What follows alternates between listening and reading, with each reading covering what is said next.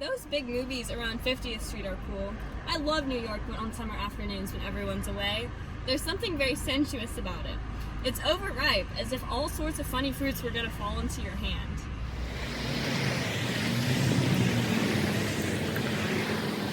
Where are we going? How about the movies? It's so hot. You go, we'll ride around and meet you after. We'll meet you on some corner. I'll be the man smoking cigarettes. We can't argue about it here. You follow me to the south side of Central Park, in front of the plaza.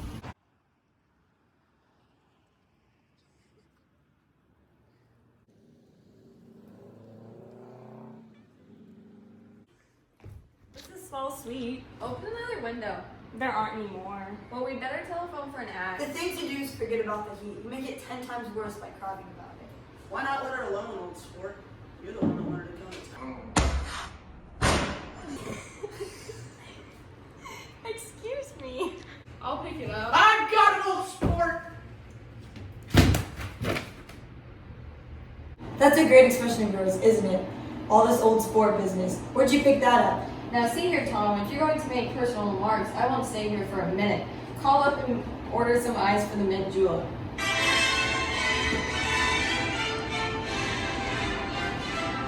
Imagine marrying anyone in this heat. Still, I was married in the middle of June, Louisville in June. Someone fainted. Who was it who fainted, Tom? Biloxi. A man named Biloxi, Blocks Biloxi, and he made boxes, that's a fact. And he was from Biloxi, Mississippi. They carried him into my house because we lived just 2 doors down from the church. And he stayed 3 weeks until Daddy told him he had to get out. The day after he left, Daddy died. There wasn't any connection. I used to know a Bill Biloxi from Memphis. Yeah, that was his cousin. I knew his whole family history before he left. He gave me an aluminum putter that I use today.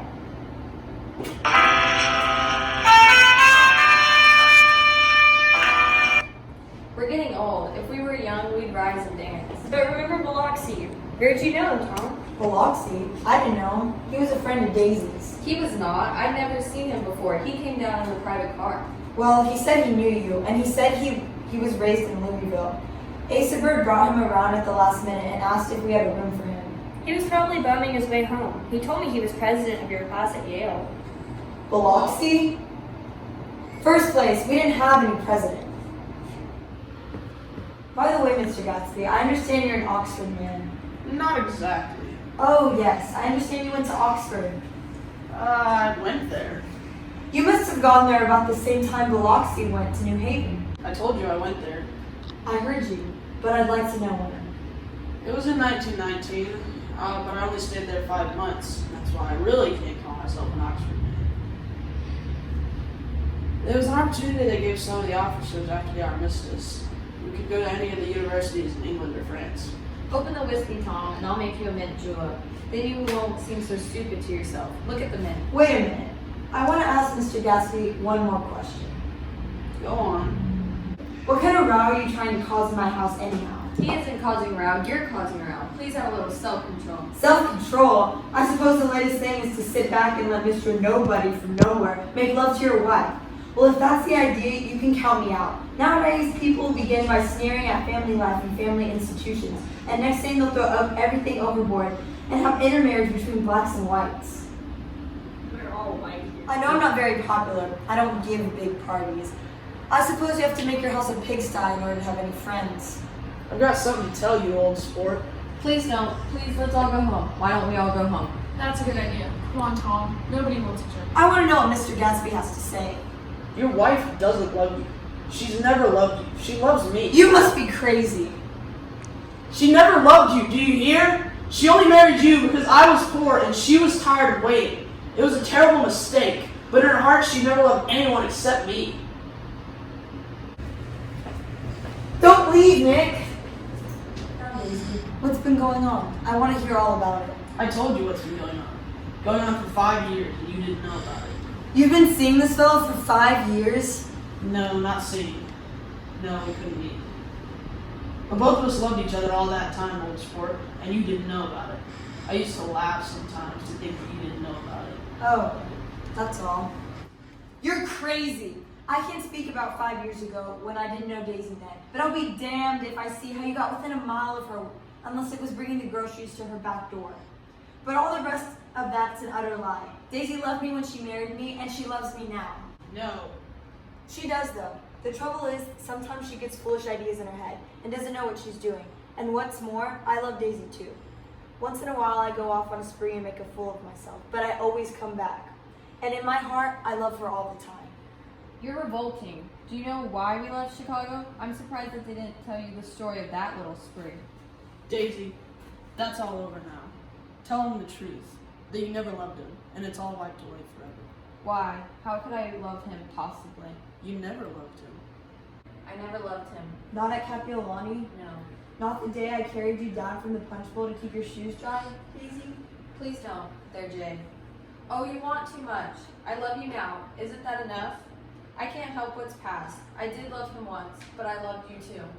You loved me too? See, even that's a lie. She didn't know you were alive. Why, there are things between Daisy and me that you'll never know. Things that neither of us can ever forget. I'll speak to Daisy alone. She's all excited now. Even alone, I can't say I never loved Tom. It wouldn't be true. Of course it wouldn't. As if it mattered to you. Of course it matters. I'm going to take better care of you from now on. You don't understand. You're not going to be taking care of her anymore. I'm not? Huh. Why is that? Daisy's leaving you. Nonsense. I am, though. She's not leaving me. Certainly not for a common swindler who has to steal the ring you put on her finger. I can't stand this. Oh, please, let's go. Who are you anyhow? You're one of the bunch who hangs around with Wolfsheen. That much I happen to know. I've made a little investigation into your affairs, and I'll carry it further tomorrow. You can suit yourself about that, old sport. I found out what your drugstores were. He and this Wolfsheen fellow brought up a lot of side street drugstores here and in Chicago, and sold grain alcohol over the counter. That's one of his little stunts. I picked him up for a bootlegger the first time I saw him, and I wasn't far wrong. What about it? I guess your friend Walter Chase wasn't too proud to come in on it. And you left him in the lurch, didn't you? You ought to hear Walter on the subject of you. He came to us dead broke. He was very glad to pick up some money, old sport. Don't call me old sport. Walter could have you up on the betting laws too, but Wolfsheen scared him into shutting his mouth. That drugstore business was just a small change, but you've got something on now that Walter's afraid to tell me about. Don't listen to him, Daisy. It's all front. It'll all be over soon. Please, Tom, I can't stand this anymore. You two strut on home, Daisy, and Mr. Gatsby's car. Go on, he won't annoy you. I think he realizes his presumptuous little flirtation is over.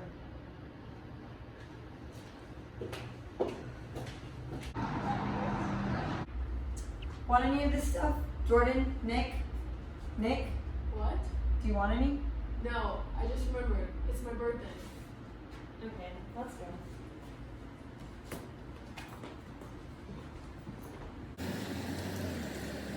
Tell me down with you, you dirty little cow.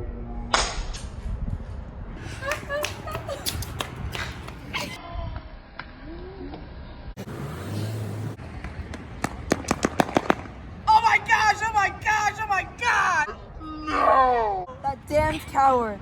She didn't even stop this car.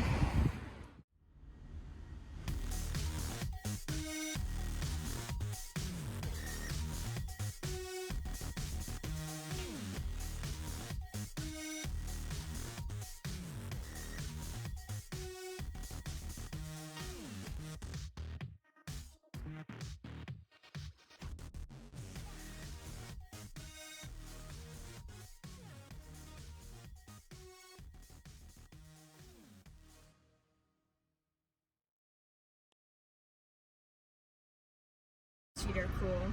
I love New York on summer afternoons when everyone's away. There's something very sensuous. Oh my god! Shoot! Shoot! Okay. Oh shit! I've had you. That's good.